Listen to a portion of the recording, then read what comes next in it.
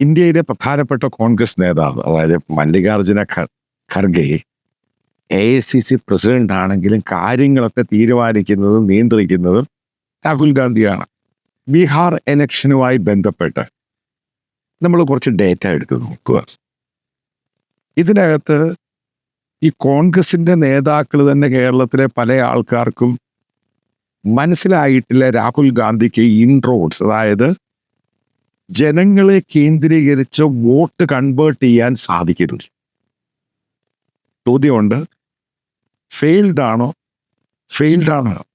Flopping Rahul Gandhi, Priyanka Gandhi, ഇവർക്കൊന്നും ഈ പറയുന്ന പോലെ ഇൻട്രോഡ്സ് ഉണ്ടാക്കാൻ പറ്റുന്നില്ല, പെനട്രേറ്റ് ചെയ്യാൻ പറ്റുന്നില്ല. ജനങ്ങളുടെ അംഗീകാരം ആണ് വോട്ടിംഗ്. ജനാധിപത്യത്തിൽ ഏറ്റവും വലിയ പ്രാധാന്യമുണ്ട്. നിങ്ങൾ എത്ര പരിധി വരെ ഇലക്ഷൻ കമ്മീഷനെ തെറി വിളിക്കാൻ സാധിക്കും? വോട്ട് ചോരിയാണെന്ന് പറയും, അതാണെന്ന് പറയും, വോട്ട് കൊള്ളയാണെന്ന് പറയും, EVM ആണെന്ന് പറയും. ചില കാര്യങ്ങൾ ഞാൻ കൃത്യമായിട്ട് പറയാം. നിങ്ങൾക്കതൊക്കെ പറയാം. ഇതൊക്കെ പ്രൂവ് ചെയ്യണം എന്നുണ്ടെങ്കിൽ 67 ലക്ഷം ആൾക്കാരെ ഡിലീറ്റ് ചെയ്തു എന്നൊക്കെ പറയുമ്പോൾ ഇത് വിശ്വസിക്കാൻ സാധിക്കാത്ത കാര്യങ്ങളാണ്. അതുകൊണ്ടാണ് പറയുന്നത് രാഹുൽ ഗാന്ധി ഇന്ത്യൻ പൊളിറ്റിക്സിന്, പ്രത്യേകിച്ച് കോൺഗ്രസ് പാർട്ടി ഇന്ത്യയുടെ പ്രതിപക്ഷമാണെങ്കിലും ഇന്ത്യയുടെ ഗ്രാൻഡ് ഓൾഡ് പാർട്ടി, അത് ഫ്ലോപ്പാണ് ബേസിക്കലി രാഹുൽ ഗാന്ധി.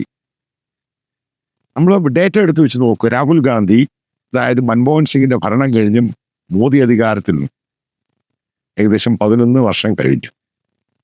ഏകദേശം പല സ്റ്റേറ്റുകളിലും പലയിടത്തായിട്ടും പാർലമെന്റ് ഇലക്ഷൻ ആണെങ്കിലും മറ്റു പല ഇലക്ഷനും എല്ലാം കൂടെ കാൽക്കുലേറ്റ് ചെയ്യുമ്പോൾ 95 ഇലക്ഷൻ്റെ ഡിഫീറ്റാണ് രാഹുൽ ഗാന്ധി ഏറ്റിരിക്കുന്നത്. 95 ഡിഫീറ്റ് കണ്ടിന്യൂസ് ആയിട്ട്. ഇപ്പൊ ബീഹാറിലെ സ്ഥിതി ആലോചിച്ച് നോക്ക്. 1 സീറ്റ് 2 സീറ്റ്. കോൺഗ്രസ് പാർട്ടിയുടെ ഗതികേടാണ് ഞാൻ ഈ പറയുന്നത്. അവർക്ക് ജനങ്ങളെ അട്രാക്ട് ചെയ്യാൻ പറ്റുന്നില്ല. റാലിയിലൊക്കെ ആൾക്കാർ കൂടുന്നുണ്ട്, പക്ഷെ വോട്ട് ചെയ്യുന്നില്ല. കാരണം വോട്ട് ചെയ്യുക എന്ന് പറയുന്നത് ജനങ്ങൾക്ക് പൂർണ്ണമായിട്ടും കോൺഫിഡൻസ് വേണം, അല്ലെ വോട്ട് ചെയ്യത്തില്ല. വോട്ട് ചെയ്യാമെന്ന് പറയും, പക്ഷെ ചെയ്യത്തില്ല. ആ കോൺഫിഡൻസ് കൊടുക്കാൻ കോൺഗ്രസ് പാർട്ടിയുടെ നേതാവ് രാഹുൽ ഗാന്ധി ഫ്ലോപ്പ് എന്ന വാക്കാണ് ഉപയോഗിക്കുന്നത്. ജനങ്ങളെ റാലിയിലും പൊതുയോഗത്തും ഇവിടുത്തെ ഈ പ്രതിഷേധത്തിലൊക്കെ ആളിലേക്ക് കൂട്ടുന്നുണ്ട്, പക്ഷെ കൺവേർട്ട് ചെയ്യുന്നില്ല. എന്താണ് ബീഹാറിലെ സ്ഥിതി? സൈവുദ്ദീൻ ഒവൈസിയുടെ AIM ഹൈദരാബാദ് ബേസ്ഡ് പാർട്ടിയാണ്. മുസ്ലിങ്ങളാണ് ഇതിന് വോട്ട് ചെയ്യുന്നത്. അതിന് 6 സീറ്റ് കിട്ടി. കോൺഗ്രസിന് 1 or 2 സീറ്റേ കിട്ടത്തുള്ളൂ. ഒരു ദേശീയ പാർട്ടിയായ കോൺഗ്രസിന്റെ ഗതികേടാണ് ഞാൻ ഈ പറയുന്നത്. അസൈവുദ്ദീൻ ഒവൈസിയുടെ പാർട്ടിയെക്കാളും കുറവ്. അതായത് ഇന്ത്യയിലെ മുസ്ലിങ്ങൾക്ക് പോലും ഈ രാഹുൽ ഗാന്ധിയെ താല്പര്യമില്ല. അതിൻ്റെ ഈ കാണുന്ന മുഴുവൻ കോൺഗ്രസ് പാർട്ടി ലെഫ്റ്റിന്റെ ഫോർമുല ഉപയോഗിച്ച് റൺ ചെയ്യുന്ന തെറ്റാണ്. കാരണം ലെഫ്റ്റിന്റെ ഫോർമുലയാണ് ഈ പറയുന്ന മുസ്ലിം പ്രീണനം എന്ന് പറയുന്നത്. ഇത് സോഷ്യലിസ്റ്റ് സംഭവമാണ്. അമേരിക്കയിലും അങ്ങനെയാണ്. ഡെമോക്രാറ്റ്സിന്റെ സോഷ്യലിസ്റ്റ് പ്രീണനം എന്ന് പറയുന്നത് ലെഫ്റ്റ് ഐഡിയോളജിയുടെ ഭാഗമാണ്. എന്താ ബീഹാറിലുണ്ടായത്? ഈ പറയുന്ന മുസ്ലിം പ്രീണനവുമായി ബന്ധപ്പെട്ട ഒരു പ്രകടന പത്രികയിൽ, അതായത് നിങ്ങൾ മനസ്സിലാക്കണം, വഖഫ് കേന്ദ്ര ഗവൺമെന്റ് പാസ്സാക്കിയ ബില്ല് സുപ്രീം കോടതി വന്നു, അവിടുന്ന് വിധി വന്നു. അതിനെയൊക്കെ വേണ്ട എന്ന് വെക്കുമ്പോൾ അത് ഞങ്ങൾ നിർത്തലാക്കും, ബീഹാറിൽ നിന്ന് സ്ക്രാപ്പ് ചെയ്യും. ഇതൊക്കെ പറഞ്ഞു കഴിയുമ്പം മനസ്സിലാക്കുക, ഈ പറയുന്ന മുസ്ലിങ്ങൾ നിങ്ങൾക്ക് വോട്ട് ചെയ്യുന്നില്ല. അതുകൊണ്ടല്ലേ അവർ മുസ്ലിം പാർട്ടിയായ AIM പോയത്. ഇപ്പം കേരളത്തിലെ സംഭവം വെക്കാം. കേരളത്തിലെ ഇപ്പം മുസ്ലിം കമ്മ്യൂണിറ്റി കോൺഗ്രസിന് വോട്ട് ചെയ്യുന്നു, CPM വോട്ട് ചെയ്യുന്നു. കോൺഗ്രസിനുള്ള വോട്ട് അതിനകത്ത് സ്പ്ലിറ്റ് ഉണ്ടാക്കി ജമാഅത്തെ, SDPI, അതേപോലെ മുസ്ലിം ലീഗ് അവരവരുടെ ഒരു വോട്ട് ഷെയർ മേടിച്ചിട്ട് കോൺഗ്രസിനെ ബാർഗെയിൻ ചെയ്ത് ഹോട്ട് സീറ്റിൽ ഇരുത്താൻ വേണ്ടിയാണ്. ഈ ഗെയിം ഒക്കെ ഗ്രാജുവലായിട്ട് ജനങ്ങൾക്ക് മനസ്സിലാകും. പിന്നെ മനസ്സിലാക്കുക, കുടുംബ പാരമ്പര്യം കൊണ്ടുള്ള ഇന്ത്യൻ പൊളിറ്റിക്സിലെ ആ സംഭവം ഇല്ലാതായി. അത് ഏറ്റവും നല്ലതാണ്. എൻ്റെ കുടുംബക്കാർ, ഈ കുടുംബക്കാർ, ആ കുടുംബക്കാർ, ഡൈനാസ്റ്റി, ഗ്രാൻഡ് ഫാദറിന്റെ father, Motilal Nehru AICC president, Nehru Indian പ്രധാനമന്ത്രി, ഇന്ദിരാഗാന്ധി ഇന്ത്യൻ രാജീവ് ഗാന്ധി ഇന്ത്യൻ പ്രധാനമന്ത്രി. ഇന്നത്തെ തലമുറയ്ക്കും ഇന്നത്തെ ഇന്ത്യക്കാർക്കും ഇതിനോടൊന്നും താല്പര്യമൊന്നുമില്ല. നിങ്ങൾ ഏത് കുടുംബക്കാരനാണെങ്കിലും മെച്യൂരിറ്റി ഇൻ പൊളിറ്റിക്സ്, ഇന്ത്യ എന്ന് പറയുന്ന ആ രാജ്യത്ത് ഇത്രയും ഭാഷയും ഇത്രയും മതവും ഇത്രയും ജാതിയുമുള്ള ആ രാജ്യത്തെ ഒറ്റക്കെട്ടായിട്ട് കൊണ്ടുപോകാൻ വേണ്ടി കോൺഗ്രസിന് കഴിഞ്ഞോ ഇല്ല? ഇതാണ് ചോദ്യം. ഉറപ്പായിട്ടും ചോദ്യങ്ങളുണ്ട്. 60 വർഷം ഇന്ത്യ ഭരിച്ചിട്ട് എന്ത് സംഭാവനയാണ് കോൺഗ്രസ് പാർട്ടി ഇന്ത്യക്ക് കൊടുത്ത കഴിഞ്ഞ 11 വർഷം കൊണ്ട് എന്ത് മാറ്റമുണ്ടായി? ഇത് ചോദ്യമാണ്. ഇതിനൊക്കെ പ്രസക്തിയുണ്ട്. ഇത് വോട്ടേഴ്സിനോട് ചോദിക്കുമ്പോൾ അവർക്കിതൊക്കെ പോസ്റ്റ്മോർട്ടം ചെയ്യാൻ സാധിക്കും. ലാലു പ്രസാദ് യാദവിന്റെ ജംഗിൾ രാജ് എന്ന സംഭവമാണ് ഉപയോഗിക്കുന്നത്. അപ്പൊ അതുമായിട്ട് ചേർന്ന് വീണ്ടും തേജസ്വിനി യാദവ് അവിടുത്തെ മുഖ്യമന്ത്രിയാകുന്നു. ആ സ്റ്റേറ്റിനെ വീണ്ടും നശിപ്പിക്കാൻ ശ്രമിക്കുന്നു. ഇതിനെതിരെ ഉറപ്പായിട്ടും പ്രതികരിക്കും. അതവർക്ക് താല്പര്യമില്ല. അതുകൊണ്ടാണ് തേജസ്വിനിയെ പോലും അയാളുടെ സ്വന്തം സ്ട്രോങ് ഹോൾഡ് കോട്ടയിൽ അയാളെ തോൽപ്പിക്കുന്നത്. കോൺഗ്രസിന്റെ സ്ഥിരമായിട്ട് ജയിക്കുന്ന പല നേതാക്കളും തോറ്റുപോയി. ഒരു സീറ്റാണ് കോൺഗ്രസിന് കിട്ടിയത്. 10, 68, 70 സീറ്റ് മത്സരം, ഒരു സീറ്റേ. പിന്നെന്ത് കോൺഗ്രസ് പാർട്ടിക്ക് പ്രസക്തി? എന്ത് പ്രസക്തിയാണ് നിങ്ങൾ പറയാം? ഹിന്ദി ബെൽറ്റിന്റെ കാര്യം പറയുന്നത് ഇത് തന്നെയാണ്. ഈ പറയുന്ന UP-യിലും ആവർത്തിക്കും. കോൺഗ്രസിന്റെ നേതാക്കന്മാർക്ക് ഇത് ചോദിക്കാനുള്ള തൻ്റെ ഇടവും കഴിവും ഇല്ല നേതാക്കന്മാർക്ക്. അതാണ് അതിൻ്റെ കാരണം. ജനാധിപത്യ രീതിയിലല്ല കോൺഗ്രസ് പാർട്ടി പോകുന്നത്. ഇത്രയും തോൽവി ഉണ്ടായിട്ടും 95 തോൽവി ഉണ്ടായിട്ടും ആരാണ് തോൽപ്പിച്ചത്? അതിന്റെ അക്കൗണ്ടബിലിറ്റി ഇല്ല. എന്തുകൊണ്ട് തോറ്റു? അതിനെപ്പറ്റി ഒരു പോസ്റ്റ്മോർട്ടം നടത്തുന്നില്ല. എന്തുകൊണ്ടാണ് ഇത്രയും പ്രീണനം, ഇസ്ലാമിക മുസ്ലിം പ്രീണനം നടത്തുന്നത്? പാലസ്തീൻ ബാഗുമായിട്ട് പ്രിയങ്ക ഗാന്ധി ഇന്ത്യൻ പാർലമെന്റിൽ പോകുന്നു. ഹമാസിന് സപ്പോർട്ടായിട്ട് നിൽക്കുന്ന പല കോൺഗ്രസ് നേതാക്കളും പബ്ലിക്കായിട്ട് പരസ്യമായിട്ട് ഇതൊക്കെ ജനങ്ങൾ ചോദിക്കുന്നുണ്ട്. ഈ ചോദ്യത്തിൻ്റെ ആണ് ഉത്തരം കൊടുത്തിരിക്കുന്നത്. അല്ല വെറുതെ കയറി ആൾക്കാർ പോയി വോട്ട് ചെയ്തേക്കുക തന്നെ. ഞാൻ പറഞ്ഞു, ഒരു ഫാക്ടറല്ല, മൾട്ടിപ്പിൾ ഫാക്ടറാണ്. ഇലക്ഷന് മുമ്പ് 10,000 രൂപ വെച്ച് ബീഹാറിലെ സ്ത്രീകൾക്ക് കൊടുക്കുന്ന ഒരുവിധപ്പെട്ട പൊളിറ്റിക്കൽ പാർട്ടിയല്ല ഇലക്ഷന് മുമ്പ് ചെയ്യുന്ന സ്റ്റണ്ടും ഗിമിക്സുമാണ്. അത് അവരും ചെയ്തു, BJPയും ചെയ്തു. അവർ ഭരണത്തിലാണ്, കേന്ദ്ര ഭരണത്തിലാണ്, അവർ ചെയ്തു.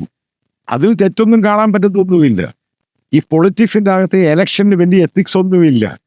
ജയിക്കുമെന്ന് മാത്രമാണ് അതിൻ്റെ പരമപ്രധാനം ഏത് വിധേനയും.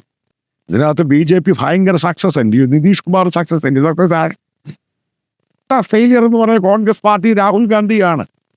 കോൺഗ്രസിന്റെ നേതാക്കൾ സ്വയമേ ചോദിക്കാൻ പഠിക്കണം. എന്തുകൊണ്ട് ഇത് സംഭവിക്കുന്നു? കേരളത്തിൽ രാഹുൽ ഗാന്ധി മത്സരിക്കുമ്പോൾ 4 ലക്ഷം 5 ലക്ഷം വോട്ട്, പ്രിയങ്ക മത്സരിക്കുമ്പോഴും കിട്ടുന്നു 4-5 ലക്ഷം വോട്ട്. അത് ഒരു കോൺസ്റ്റിറ്റ്യുവൻസിയുടെ കാര്യം. വയനാട് രാഹുൽ ഗാന്ധി ഏതാണ്ട് വലിയ സംഭവമായിട്ട് കേരളത്തിലെ കോൺഗ്രസ്സുകാരും കേരളത്തിലെ ജനങ്ങളും കാണുന്നു. പക്ഷെ നോർത്ത് ഇന്ത്യ ആകമാനം രാഹുൽ ഗാന്ധിക്ക് ഈ പറയുന്ന വേവ്സും തരംഗവും ഉണ്ടാക്കാൻ പറ്റുന്നില്ല. ഈ പറയുന്ന പ്രതിഷേധത്തിലൊക്കെ ആൾക്കാർ കൂടുന്നുണ്ട്, പാർലമെന്റിൽ കയ്യടി കിട്ടുന്നുണ്ട്. പക്ഷെ ജനങ്ങൾക്ക് താല്പര്യമില്ല, ജനങ്ങൾക്ക് വിശ്വാസമില്ല. വീണ്ടും ഒരു കോൺഗ്രസ് ഭരണം കേന്ദ്രത്തിൽ വരാൻ ആളുകൾക്ക് താല്പര്യമില്ല. അതിനേക്കാളും മെച്ചമാണ് മോദി. കാരണം കാര്യങ്ങളെല്ലാം കൃത്യമായിട്ട് കാര്യങ്ങൾ നടക്കുന്നുണ്ട്. ചില പ്രശ്നങ്ങളുണ്ട്, അത് സെറ്റിൽ ചെയ്യാൻ പറ്റും. അതായത് കൃത്യമായിട്ട് പറയാം, ഈ പ്രീണനം എന്ന് പറയുന്നത് വലിയ ഇഷ്യൂ തന്നെയാണ്. അതായത് മുസ്ലിം പ്രീണനം. കാരണം ആ മുസ്ലിങ്ങൾ ഇന്ന് കോൺഗ്രസിന് വോട്ട് ചെയ്യും. അതായത് മുസ്ലിങ്ങൾ പോലും കോൺഗ്രസിനെ റിജക്റ്റ് ചെയ്യുന്നതാണ് ബീഹാർ കാണുന്ന ഏറ്റവും വലിയ തെളിവെന്ന് പറയും. അതേപോലെ തന്നെ മറ്റൊരു സമവാക്യമുണ്ട്, കോൺഗ്രസ്സുകാരുടെ മറ്റൊരു സമവാക്യമുണ്ട്. ലാലുവായിട്ട് ചേർന്ന് യാദവ മുസ്ലിം വോട്ട്. അത് കാസ്റ്റും റിലീജിയനും വെച്ചുള്ളൊരു ഗെയിമാണ്. UP-യിലും യാദവ്, അതായത് അഖിലേഷ് യാദവ് മുസ്ലിം വോട്ട്. അതേപോലെ അതിനെ തെറ്റിക്കുന്ന മിഡിൽ ക്ലാസിന്റെ വോട്ട്. ഈ കാസ്റ്റ് ഇക്വേഷൻ മുഴുവനും ബീഹാറിൽ തെറ്റി. അതായത് മുഴുവനും ഡീറെയിൻ ചെയ്തു പോയി. എന്താ പറയുക, കാസ്റ്റ് അരിത്തമെറ്റിക്സ് വെച്ചുള്ള കോൺഗ്രസിന്റെ ആ ഒരു വ്യാഖ്യാനം, കാസ്റ്റും കാഷും ഒരു കോൺഗ്രസ് നേതാവിനോട് പേഴ്സണലായിട്ട് പറഞ്ഞ, അതായത് ഇന്ത്യൻ പൊളിറ്റിക്സിൽ, പ്രത്യേകിച്ച് നോർത്ത് ഇന്ത്യൻ പൊളിറ്റിക്സിലും പല സ്റ്റേറ്റുകളിലും കാസ്റ്റും ക്യാഷുമാണ് ആര് ഭരിക്കണമെന്ന് തീരുമാനിക്കുക. അത് പോയി. ആരാണ് നല്ല ഭരണം, അഡ്മിനിസ്ട്രേഷൻ, നല്ല ഗവേണൻസ് കാഴ്ചവെക്കുന്നത്, അവർക്ക് ജനം വോട്ട് ചെയ്യും. പ്രതീക്ഷയാണ്. ഇന്നും മോദിയോടുള്ള പ്രതീക്ഷ കൂടിക്കൊണ്ടിരിക്കുകയാണ്. പക്ഷെ കോൺഗ്രസിനോടുള്ള പ്രതീക്ഷ താപ്പോട്ട് പോകും. അല്ലെങ്കിൽ ഒരു സീറ്റിലൊക്കെ കോൺഗ്രസ് ജയിക്കും, ബീഹാറിൽ ജയിക്കുന്നു എന്ന് പറയുമ്പോൾ അത് തമാശയൊന്നും അല്ല. തമാശയായിട്ട് എടുക്കരുത്. അതുപോലെ ബീഹാർ ഇത്രമാത്രം പൊളിറ്റിക്കലി വോളറ്റൈലായിട്ടുള്ള ഒരു സ്റ്റേറ്റാണ് ബീഹാർ. ഇവിടെ കോൺഗ്രസിനെ കംപ്ലീറ്റ് ആയിട്ട് അങ്ങ് റിജക്റ്റ് ചെയ്തു. അതേപോലെ യാദവ, മറ്റുള്ള ബാക്ക്വേർഡ് ക്ലാസിൻ്റെ അതിൻ്റെ വോട്ട് കൊണ്ട് ഭരണത്തിൽ വരാമെന്നുള്ള തേജസ്വിനി യാദവിൻ്റെ കൂട്ടൻ്റെ സംഭവം അതും റിജക്റ്റഡായി. എത്രാമത്തെ പ്രാവശ്യമാണ് നിതീഷ് മുഖ്യമന്ത്രിയാവെന്ന് മനസ്സിലായിക്കോണം. അപ്പം മനസ്സിലാക്കുക, ചില BJPക്കകത്തുള്ള ഫാക്ടേഴ്സും അവരും മോദിയെ തോൽപ്പിക്കാൻ ശ്രമിച്ചു. എനിക്കറിയാവുന്ന, പേഴ്സണലായിട്ട് അറിയാവുന്ന ചില കാര്യങ്ങളുണ്ട്. പല BJPയുടെ പല MP-മാർ കഴിഞ്ഞ ഒരു വർഷം കൊണ്ട്, അതായത് പലർക്കും മന്ത്രിമാരാകണം, പല സ്ഥാനങ്ങൾ കിട്ടണം, അത് കിട്ടണം, അവർക്ക് പലർക്കും കിട്ടിയില്ല. മോദിയോട് അല്പം ഡിസ്റ്റൻസ് ഒക്കെ ഉണ്ടായ സത്യമാണിത്. അവരെ രാഹുൽ ഗാന്ധിയുമായിട്ടങ്ങ് അടുത്തു പല രീതിയിൽ. പലയിടത്തും പല കോൺസ്റ്റിറ്റ്യൂഷൻ ക്ലബിലെ ഇലക്ഷൻ, അവിടുത്തെ ഇലക്ഷൻ, അതേപോലെ രാഹുൽ ഗാന്ധിക്ക് അകത്തൂടെ സപ്പോർട്ട്, പുറത്തൂടെ സപ്പോർട്ട്. അവർക്കും ഇപ്പം മനസ്സിലായി മോദിയെ തോൽപ്പിക്കാൻ പറ്റില്ല. അതായത് BJPക്കകത്ത് മോദിക്കെതിരെ ഡിസെൻ്റായിട്ട് നിൽക്കുന്ന ആളുകൾക്കും ഈ ഇലക്ഷൻ ഒരു പാഠമാണ്. മോദിക്കെതിരെ ഇതൊന്നും ആകത്തില്ല. കാരണം അതിനൊക്കെ മുകളിലാണ്. കാരണം RSSൻ്റെ മുകളിലാണ്, BJPയുടെ മുകളിലാണ്. കാരണം ജനങ്ങൾക്ക് വിശ്വാസം മോദിയോടാണ്. അതുകൊണ്ട് പറയാൻ പോകുന്നൊരു കാര്യമാണ്, രാഹുലിൻ്റെ പരാജയമാണ് ബീഹാർ. പൊളിറ്റിക്കലി ഇമ്മച്വാറിറ്റിയുള്ള രാഹുൽ ഗാന്ധിയുടെ, അതായത് അദ്ദേഹം ഇനി ഈ ഇലക്ഷനുമായി ബന്ധപ്പെട്ട് ഈ പറയുന്ന സക്സസ് റേറ്റ് ഒക്കെ വളരെ 0 ആയിട്ട് മാറി. 80% സ്പൈക്കിംഗ് റേറ്റാണ് BJPക്ക് നിതീഷിനും കിട്ടിയിരിക്കുന്നത് ബീഹാറിൽ. അതിൻ്റെ മുമ്പിൽ ഒന്നുമല്ലാതായി മാറി രാഹുൽ ഗാന്ധി. ഇതാണ് ഈ വീഡിയോയിൽ നമ്മൾ അറിഞ്ഞിരിക്കുന്ന പ്രധാനപ്പെട്ട ഹൈലൈറ്റ് പോയിന്റ്.